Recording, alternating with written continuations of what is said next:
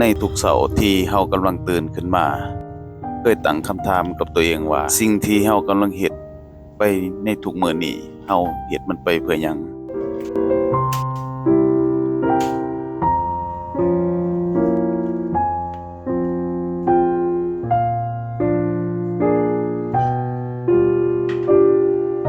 สำหรับข้อยคำตอบมันดังพร้อมกับการไขประตูห้านในทุกๆเช้า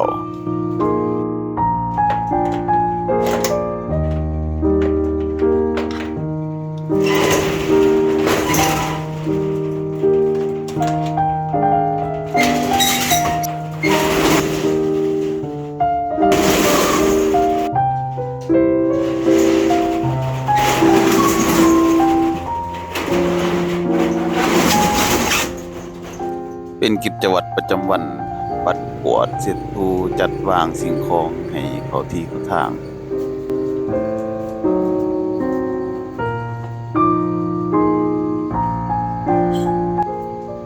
ทุกอย่างมันเบิ่งคือว่าเป็นวงจรที่ซ้ำไปซ้ำมาวนลูปอยู่คือแนวนั้น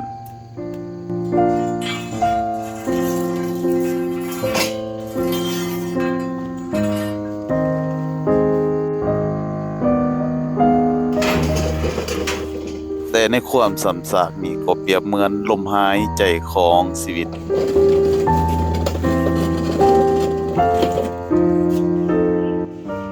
ช่วงนี้พอมีเวลาให้คิดหยังได้หลายอย่าง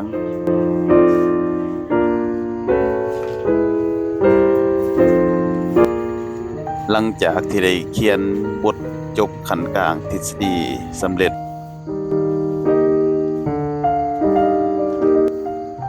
ช่วงเวลารอท่าป้องกันบทมันเป็นช่วงเวลาที่ต้องได้ทบทวนพักผ่อนรีเซ็ตร่างกายตนเอง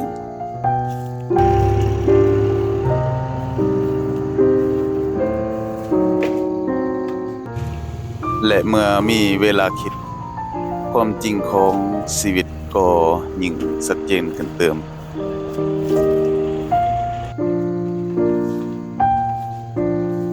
เฮาได้เห็นชีวิตก็หมุนเวียน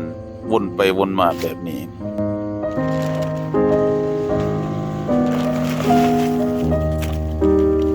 ซึ่งในทางกลับกันค่าครองชีพก็นับมื้อสูงขึ้นสิ่งของแพงขึ้นแต่รายรับจากหาดน้อยๆของเฮามันเติบโตบ่ทันกับรายจ่าย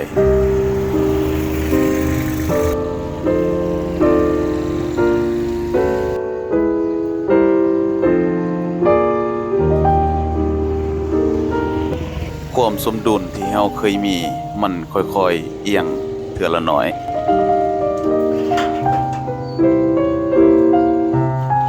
ความรู้สึกคือสิบ่พอหาเท่าใดก็จ่ายออกไปเข้าน้อยออกหลายมันคือความกดดันคิดว่าหลายคนน่าจะประเสริฐและเป็นคือกันกับข้อยในตอนนี้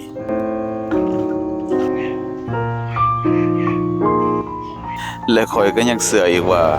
คือสิบ่แม่นข้อยคนเดียวที่กำลังรู้สึกแบบนี้หลายคนก็กำลังสู้และอดทนในเส้นทางของตัวเองเช่นเดียวกัน